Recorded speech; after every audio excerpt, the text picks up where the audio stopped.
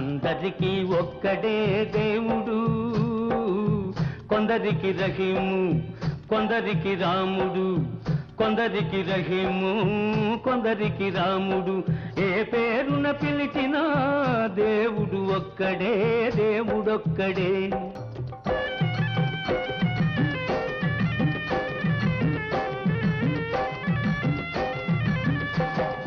పూలలో ఉన్నాయి వేల రకాలు, పక్షులలో ఉన్నాయి లక్ష విధాలు. రేకులు ఉంటేనే పువ్వంటాము, రెక్కలు ఉంటేనే పక్షంటాము. మతాలు ఏవైనా కులాలు వేరైనా మంచి మనసు ఉంటేనే మనిషంటాము.